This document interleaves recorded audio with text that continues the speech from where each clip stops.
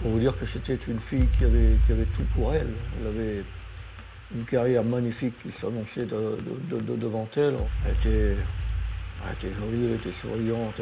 Bon, on dirait que c'est le sentiment d'un papa, oui, mais même en cherchant bien, elle avait, disons, pour moi, elle n'avait que des qualités.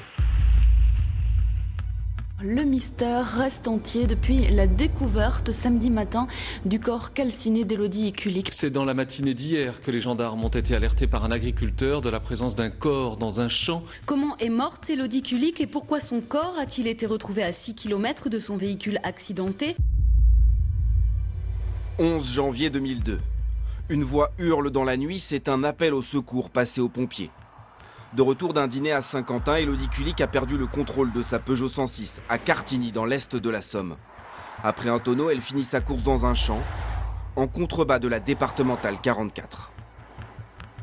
Il est impossible, normalement, qu'elle ait perdu le contrôle de son véhicule dans une ligne droite en circulant tout doucement.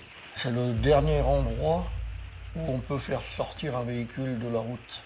Elle a sans doute été victime de quelqu'un, ou de quelques-uns, qui ont engagé une espèce de course-poursuite avec elle. Pour moi, c'est des gens qui connaissent cette route, qui ont l'habitude de fréquenter cette route et qui l'ont forcée à aller au fossé. La voiture d'Élodie Kulik est retrouvée au lever du jour, mais aucune trace de la conductrice. Le lendemain, un agriculteur va retrouver son cadavre à 6 km de là. On découvre un corps qui est sur le dos, qui est recroquevillé puisqu'il est aux 3/4 carbonisé. On va découvrir que elle a été violée et qu'elle a été étouffée, étranglée. Sur les lieux, les enquêteurs trouvent une empreinte, puis un indice capital. Ils vont notamment y découvrir un préservatif usagé dans lequel il y a du sperme et donc de l'ADN. Un ADN inconnu des fichiers, l'enquête patine, mais ne s'arrête pas pour autant. Pendant 10 ans, au sein de la cellule Kulik, les gendarmes procèdent à 10 000 écoutes téléphoniques et recueillent plus de 6 000 profils ADN. On est, j'allais dire, le tiers du temps au bureau et les 2 tiers restants sur le terrain. L'essentiel du travail, c'est le prélèvement ADN. Je voulais absolument pas que ça lâche. J'étais toujours derrière, plus ou moins. On savait qu'on avait quelque chose, on avait un ADN et que tôt ou tard, il parlerait. Il faudra l'arrivée d'un nouveau gendarme. Il propose une méthode inédite en France, importée des États-Unis. On va chercher les traces ADN qui se rapprochent le plus de celles trouvées sur la scène de crime. Ce ne sera pas l'auteur, puisqu'on sait qu'il n'est pas là, ce ne sera pas son ADN parfait, mais ce sera quelqu'un qui est proche de son ADN. Et là, un nom apparaît. C'est un homme incarcéré dans l'Aisne, fiché pour agression sexuelle. Et l'ADN pourrait être celui du fils de la famille qui s'appelle Grégory Viard. Ce garçon est mort dans un accident de la route dans des circonstances très particulières et très étranges, environ 1 an après la mort d'Élodie Kulik. Le corps de Grégory Viard, le violeur présumé dans l'affaire Kulik, a donc été exhumé ce matin. 2 heures à peine après avoir été exhumé, la dépouille de Grégory Viard regagne le cimetière de Montécourt-Liserolles en fin de matinée.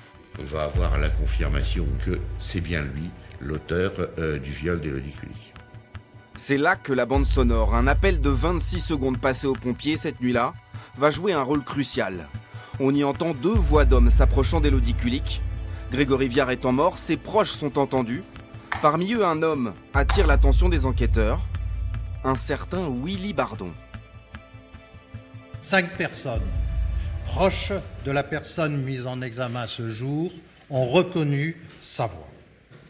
La personne déférée ce jour a varié dans ses déclarations, admettant à un moment donné que la voix se trouvant sur la bande sonore était la sienne, puis disant que ladite voix, en réalité, ressemblait uniquement à la sienne.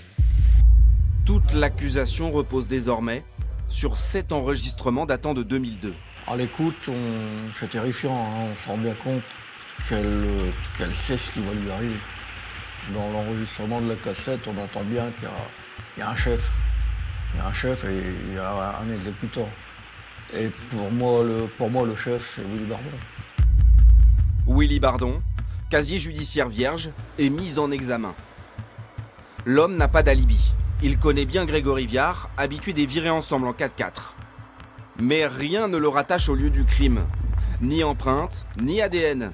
Ne reste que cette voix, une preuve fragile. Concrètement, vous avez une bande son qui est de médiocre qualité, qui date d'il y a plus de 10 ans premièrement. Deuxièmement, vous avez des personnes qui sont entendues pendant moins de 2 secondes. 2 secondes dans la totalité de l'appel, mais donc en fractionné. Voilà, ce qui pose un certain nombre de difficultés, donc il y a un vrai débat d'experts.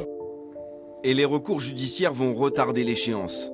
Placé en détention provisoire en 2013, Willy Bardon va finalement se présenter libre à son procès, presque 18 ans après le meurtre d'Élodie Kulik, l'aboutissement d'une enquête hors norme et du combat d'un père. J'avais toujours promis à ma fille et à mon épouse, je leur avais promis que je les aurais, qu'ils seraient traduits devant une cour d'assises. Ça va se réaliser. Là, j'ai fait mon travail. Les enquêteurs ont fait le leur et moi, j'aurais fait le mien.